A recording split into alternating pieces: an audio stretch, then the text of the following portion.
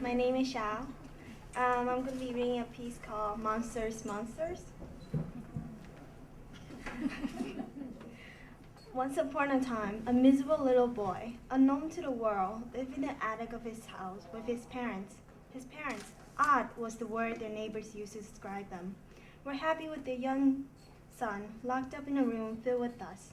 But the boy longed for friends and even wished for a bully because he was so lonely. All he could do was sigh and sleep in his comfy bed. One day, a sudden earthquake erupted from the bottom of his bed and woke him up from his nap. A furry peach-colored hand reached out and grabbed the boy's worn shoes. The boy gasped with excitement. He quickly looked under his bed and found huge bulgy eyes looking back at him.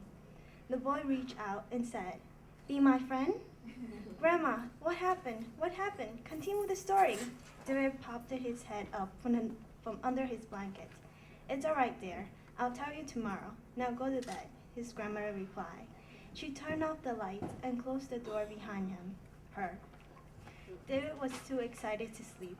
He wanted to know what happened to the boy, his very own grandfather, who passed away when he was born. Poor him. I would not have liked to have monsters as friends. They're icky. They scare me more than a bulldog next door, David thought to himself as he slowly fell asleep. Morning with Nanny Ann. David woke up with drool on the corner of his mouth. It took him a while to realize that the sun was shining in on him from his small window. He opened his eyes to find Nanny Ann cleaning up his room. He got out of his bed and ran to hug her. She made breakfast for him with his usual Fruit Loops. Anne wanted to go to her favorite bookstore, and she took him along with her. The old shop. At the very end of St. Mark Street, a small bookstore still open for its customers, even though not many visited. The green paint on the outside of the store peeled off over the years. David's small fingers turned the doorknob. A bell rang as he pushed the door in.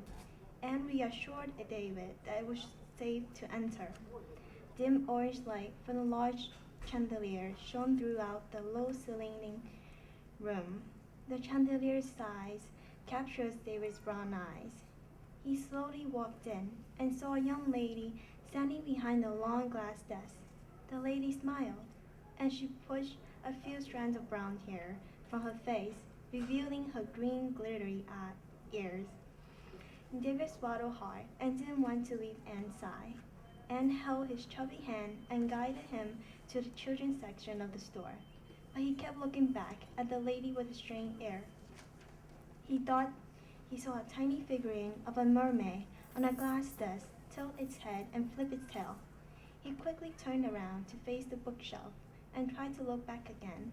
But nothing moved this time, and the lady behind the desk didn't have a green ear anymore. Shrinking.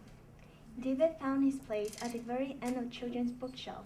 He sat down on the red rug and pulled out a book, Monster, Monster. David read to himself. It gave him the shivers, and he quickly stuck the book back on the shelf. Then he picked up another book that was less scary to him. As David shopped, a small magical creature on top of the bookshelves waited anxiously. Then Monster, Monster, a nosebleed shrunk itself and flew into David's back pocket. The lady at the desk smiled when they left the store. Parallel world. When he was in his room, Monster, Monster wriggled out of his back pocket and landed in front of him. It startled him, and he retreated. The book continuously flipped through all the pages, and it stopped. David still didn't want to get near it. A strong wind flew out the book and caused everything in his room to spin uncontrollably in a circle. David screamed, and the wind slowly died.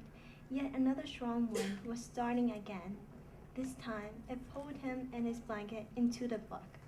David felt his stomach tighten and his hair flying in different directions. The wind was too strong for him to open his eyes. Then he fell onto something soft. He found that he was still in his room, but it was messier. Everything was bright green, including the bed he was lying on.